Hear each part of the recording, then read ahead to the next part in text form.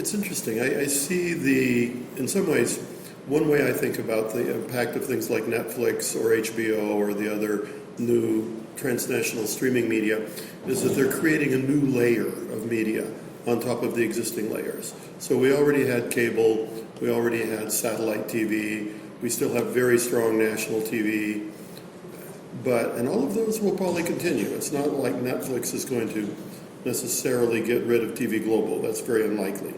But what will happen, I think, is that Netflix will come in as a new layer of television, and you'll have a certain audience, which I'm kind of tentatively calling the kind of cosmopolitan elite or the upper middle class of the world. And so I think for a couple of reasons, which we could talk more about later, that audience is really important for them. But I think, in effect, what happens now is you've got a new competitor. So, I mean, it really is kind of significant that in Brazil, Netflix makes more than the number 3 channel. So that it will cause maybe even some casualties. Maybe that network doesn't survive. But I think what will happen in a lot of cases is Netflix will take some of the audience away from something like Televisa or TV Globo, or the Spanish networks for that matter. It will draw some people away. It will compete for programming. It will kind of be, in some ways, a resource because people like the Spanish networks can sell TV to Netflix. So I think for a lot of the networks, they have a very interesting decision to make. Do we cooperate with Netflix or do we compete with Netflix? What are we doing here? So TV Global, I remember when I first got Netflix, and I typed in telenovela, and all of a sudden there were all these telenovelas from other countries that I'd heard of but never seen.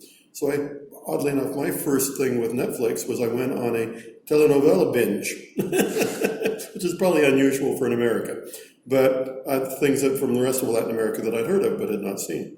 But nothing from Brazil, and so I was curious about that and investigated a little bit, and TV Global had decided that no, we're going to compete in Brazil with Netflix. We're not going to cooperate, which is now the attitude that Disney and others are taking in the US.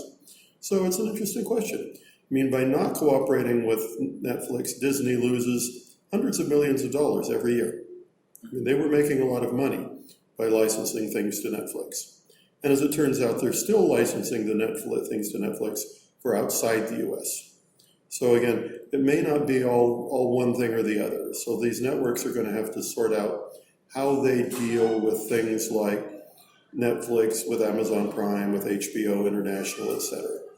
And so kind of sometimes people use the word in English, co-opetition. Mm-hmm. Sometimes we cooperate, sometimes we compete.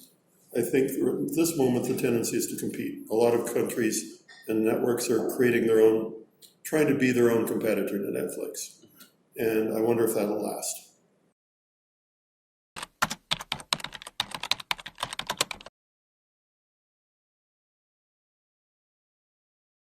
What's interesting, that came up in the discussion today because it's in some ways the European and other content rules could be applied to Netflix. And in fact, Netflix has said that it intends to cooperate with the European 30% requirement.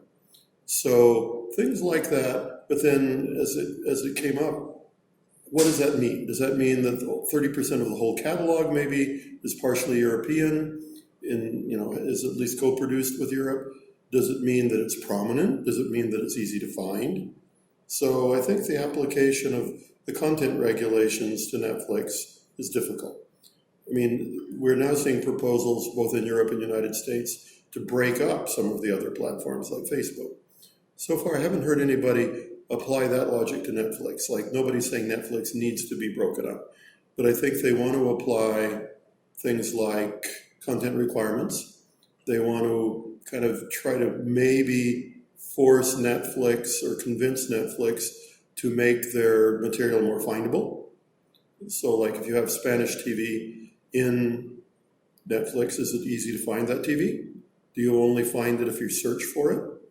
And so I think there'll be a lot of work with content requirements and a lot of ways to think about how they negotiate with Netflix or things like it in effect to make it more more responsive to local culture. Because I think in some ways that shouldn't be hard, because Netflix wants to create more programming in more places. But as a couple of people today pointed out, and I totally agree, Netflix is tending to work with bigger countries, better known producers. They're not doing things in small countries. They're not doing things with, well, sometimes they do though. Like one of their hits, 3%, was with a brand new producer, a script that came from a university writing class, and some actors that came from Global, but then new actors as well. So yeah, I think both things will happen. I think mostly they're going to look for big players, but they're smart enough to know that they also will benefit if new people come in and they work with them.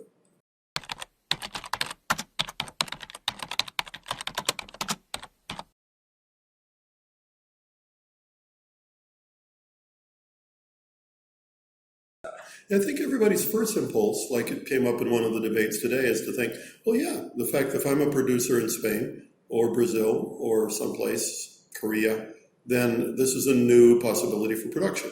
It brings resources into the local scene.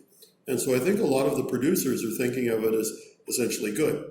But I mean, what happens though, if like with, say, Netflix actually does lead one of the networks in Brazil to go bankrupt? Suddenly that's a lot less opportunity for thousands of people who work for them. So it's a little ambivalent. I think the first reaction is to say, oh, this is good. There's more opportunity now. There's a chance to not only get things produced, but actually have them in a place where a lot of people see them. I mean, so somebody who's a regional star, like a Kate del Castillo from Mexico, is now a global star, partly from La Reina del Sur, which was before Netflix, really, partially because they now amplify that and bring her into doing new things. Just like Jose Padilla is now a much bigger global star than he was before, because he already had movies that were seen in the world, but now he's producing more stuff that on TV series that probably a lot more people will actually end up seeing.